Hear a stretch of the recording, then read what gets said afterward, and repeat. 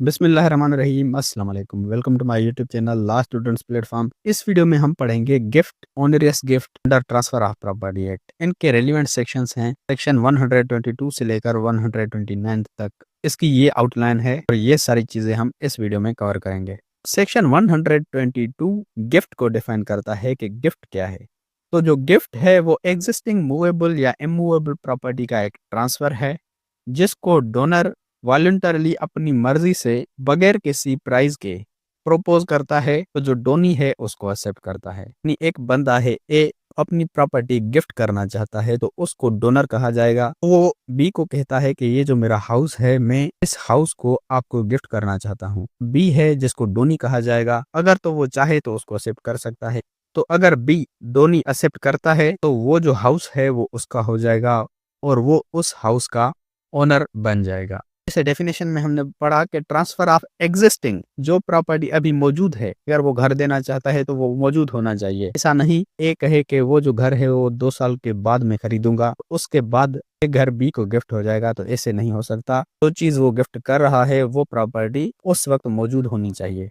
अब जो डोनी है जो प्रॉपर्टी को एक्सेप्ट करेगा उसको वो एक्सेप्टेंस तब करनी चाहिए जब डोनर जिंदा हो। डोनर के लाइफ टाइम में करनी चाहिए। उस वक्त डोनर प्रॉपर्टी देने के कैपेबल भी हो। जो ए है उसने कहा कि मैं बी को प्रॉपर्टी गिफ्ट करूंगा, तो बी अगर एक्सेप्ट करना चाहता है तो उस वक्त ए जिंदा होना चाहिए। उस वक्त वो कैपेबल होना चाहिए, यानी उसके पास वो हाउस भी होना चाहिए, वो मेंटली स्टेबल भी होना चाहिए, अपने होश हवास में भी होना चाहिए। अब अगर डोनी मर जाता है एक्सेप्टेंस से पहले तो जो गिफ्ट है वो वॉइड मानी जाएगी।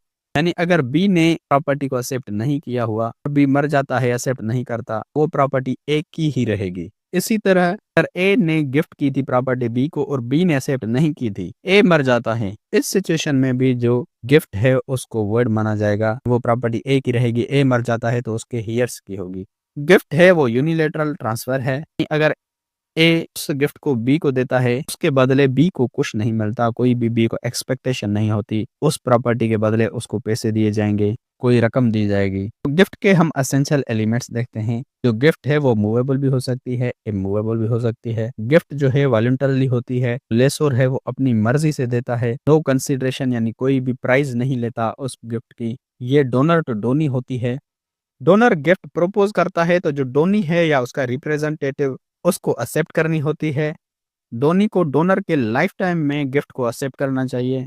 अगर डोनी एक्सेप्टेंस से पहले ही मर जाता है यानी गिफ्ट को एक्सेप्ट नहीं करता और मर जाता है तो गिफ्ट को वर्ड माना जाएगा। उसके बाद है हमारा section 123 transfer how made. Gift का जो ट्रांसफर है वो कैसे किया जाता है। तो अगर इमूवेबल प्रॉपर्टी गिफ्ट की जा रही है तो जो ट्रांसफर है वो रजिस्टर्ड इंस्ट्रूमेंट के जरिए ही अफेक्ट होगा और उसको डोनर साइन करेगा या उसका रिप्रेजेंटेटिव, और 2 विटनेसेस उसको अटेस्ट करेंगे। अगर एक बंदा अपना घर किसी को गिफ्ट दे रहा है तो उसमें रजिस्ट्रेशन कंपलसरी है। वो जो रजिस्टर्ड इंस्ट्रूमेंट है उसको डोनर या उसका रिप्रेजेंटेटिव साइन करेगा, 2 विटनेसेस उसको अटेस्ट करेंगे। और अगर मूवेबल प्रॉपर्टी की गिफ्ट की जा रही है तो जो ट्रांसफर है तो या तो रजिस्टर्ड इंस्ट्रूमेंट के जरिए इफेक्ट होगा, जैसे कि ऊपर बताया गया कि अगर कोई किसी को कार गिफ्ट कर रहा है वो भी इमूवेबल प्रॉपर्टी की तरह रजिस्ट्रेशन उसकी हो सकती है लेकिन ऑप्शनल है, और उसको डोनर या उसका रिप्रेजेंटेटिव साइन करेगा और 2 विटनेसेस अटेस्ट करेंगे। तो ये चीज हो गई। उसके अलावा अगर ये चीज नहीं की जा रही यानी रजिस्ट्रेशन नहीं की जा रही, सिंपली की पोजीशन को डिलीवर किया जाए, यानी जो कार है वो डोनी को दी जाए, उसकी चाबी दी जाए, उसकी पोजीशन दी जाए, ये भी जो गिफ्ट का ट्रांसफर है इसको वैलिड माना जाएगा। अब गिफ्ट के अंदर जो डिलीवरी की जाती है को उसी तरीके से ही किया जाता है जैसे कि चीजें हैं वो सेल की जाती हैं। अगर एक बंदा किसी बंदे को कार सेल कर देता है, एक बंदा किसी को कार गिफ्ट कर देता है, दोनों चीजों की जो डिलीवरी है वो सेम हो जाएगी, दोनों के इफेक्ट सेम होंगे, दोनों ही बंदे उसके ओनर्स बन जाएंगे। इसी तरह जैसे बायर बन गया इसी तरह डोनी भी ओनर बन जाएगा, यानी वो भी उसको तोड़ सकता है, सेल कर सकता है, एंजॉय कर सकता है, इफेक्ट सेम होता है। उसके बाद है section 124 gift of existing and future property. अगर एक बंदा एग्जिस्टिंग और फ्यूचर प्रॉपर्टीज की गिफ्ट करता है, जो एग्जिस्टिंग प्रॉपर्टी की गिफ्ट है उसको वैलिड माना जाएगा, जबकि जो फ्यूचर प्रॉपर्टी की गिफ्ट है उसको वैलिड माना जाएगा।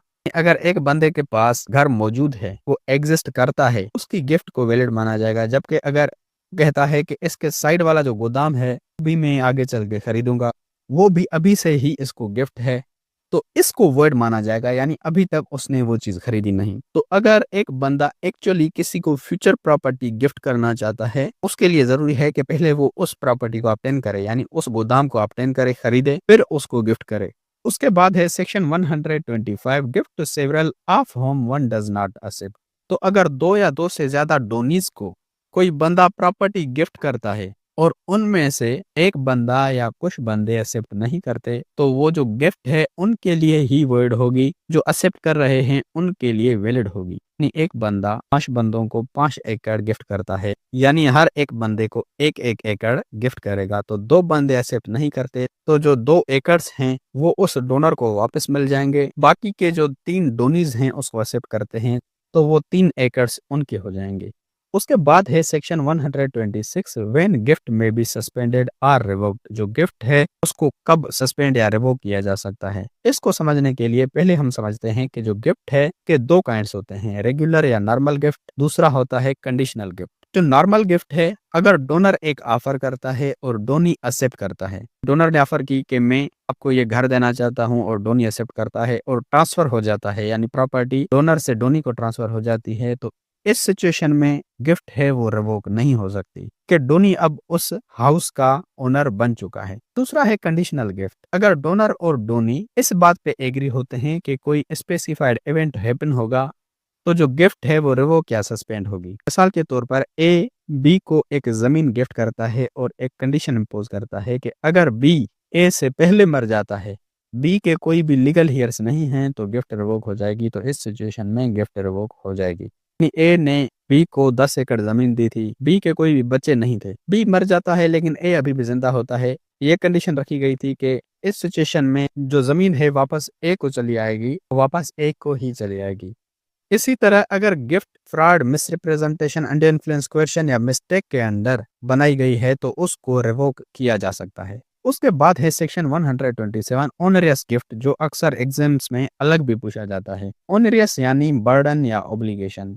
इसकी डेफिनेशन देखते हैं। डेफिनेशन कहती है कि अगर डोनर बहुत सारी प्रॉपर्टीज सिंगल ट्रांजैक्शन में डोनी को गिफ्ट कर रहा है, उन बहुत सारी प्रॉपर्टीज में से कुछ प्रॉपर्टीज बर्डनसम हैं, कुछ प्रॉपर्टीज पे ऑब्लिगेशंस हैं, बर्डन्स हैं, जबकि जो कुछ प्रॉपर्टीज हैं उन पे कोई भी बर्डन नहीं है, तो जो डोनी है या तो सारी प्रॉपर्टीज को एक्सेप्ट करे या किसी भी प्रॉपर्टी को एक्सेप्ट ना करे। मिसाल के तौर पर एक बंदा है ए जो डोनर है, एक बंदा है बी जो डोनी है।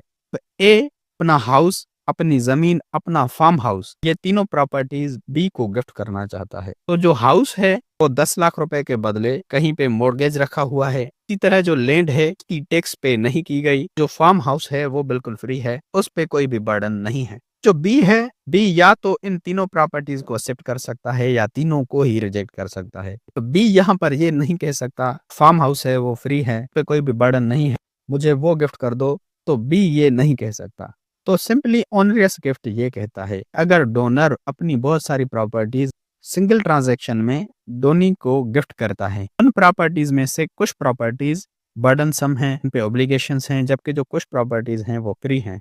तो जो डोनी है या तो सारी प्रॉपर्टीज को एक्सेप्ट कर सकता है या सारी प्रॉपर्टीज को रिजेक्ट कर सकता है। फर्दर कहता है कि अगर डोनर ने बहुत सारी प्रॉपर्टीज डोनी को गिफ्ट की हैं लेकिन मुख्तलिफ ट्रांजेक्शंस में, पहले हमने देखा कि सिंगल ट्रांजेक्शन में वो कहता है कि हाउस, लैंड, फार्म हाउस, ये तीनों में आपको गिफ्ट करना चाहता हूँ सिंगल ट्रांजेक्शन में, एक ही ट्रांजेक्शन। लेकिन अगर वो आज हाउस उसको गिफ्ट करने की ऑफर करता है, 1 महीने के बाद जमीन ऑफर करता है, 5 महीने के बाद फार्म हाउस करता है, तो ये मुख्तलिफ ट्रांजेक्शंस हो गई। तो इस सिचुएशन में डोनी के पास ये लिबर्टी होती है कि वो किसी भी प्रॉपर्टी को एक्सेप्ट कर सकता है और किसी भी प्रॉपर्टी को रिजेक्ट कर सकता है। फर्दर कहता है कि gift to this qualified person, कि जिसको प्रॉपर्टी गिफ्ट की जा रही है वो माइनर है। तो अगर माइनर ऐसी गिफ्ट को एक्सेप्ट करता है जिस गिफ्ट के ऊपर बर्डन है, ऑब्लिगेशन है, तो उस सिचुएशन में माइनर की ये ड्यूटी नहीं होती कि उन ऑब्लिगेशंस को वो सेटिस्फाई करे। लेकिन जैसे ही वो माइनर कॉम्पिटेंट हो जाता है, प्रॉपर्टी अभी भी अपने पास रिटेन करता है, तो उस सिचुएशन में उसको वो ऑब्लिगेशंस सेटिस्फाई करनी होंगी। अब ऊपर वाले ही एग्जांपल को आप देख लें, इस जगह अगर बी डोनी है वो माइनर होता, तो उसकी ये ड्यूटी नहीं थी कि हाउस की मॉर्गेज के लोन को पे करे या लैंड के टैक्स पे करे। लेकिन जैसे ही वो बी मेजर हो जाता है, स्टिल प्रॉपर्टी अपने पास रखना चाहता है तो उसको ये मॉर्गेज मनी भी पे करना होगा और टैक्स भी पे करनी होगी, और अगर वो नहीं कर सकता तो उसको प्रॉपर्टी वापस करनी होगी, या फिर वो उस प्रॉपर्टी को सेल करके उन ऑब्लिगेशंस को सेटिस्फाई कर सकता है। इसी तरह इसका एक और एग्जांपल है कि अगर एक बंदा है ए जो अपने शेयर्स बी को गिफ्ट करना चाहता है। ए के पास दो कंपनीज के शेयर्स हैं, एक्स कंपनी के शेयर्स जो प्रॉस्परस है, जो प्रॉफिट में चल रही है, और वाई कंपनी के शेयर्स जो अभी भी स्ट्रगल कर रही है, तो उनको अक्सर लॉसेस वगैरह होते हैं। तो बी है या तो इन दोनों कंपनीज के शेयर्स को एक्सेप्ट करेगा या दोनों को ही रिजेक्ट करेगा। इसे नहीं कहेगा कि जो एक्स कंपनी के प्रॉस्परस शेयर्स हैं उनको ही मैं एक्सेप्ट करना चाहता हूं, तो वो ये नहीं कर सकता। उसके बाद है सेक्शन 128 यूनिवर्सल डोनी। अगर एक डोनर ने अपनी पूरी प्रॉपर्टी को गिफ्ट किया, जो डोनी है वो पर्सनली लायबल होता है उस प्रॉपर्टी के जितने भी डेब्ट्स, ड्यूज और लायबिलिटीज हैं उनको पे करे, लेकिन सिर्फ उसी हद तक जितना उस प्रॉपर्टी का वैल्यू है।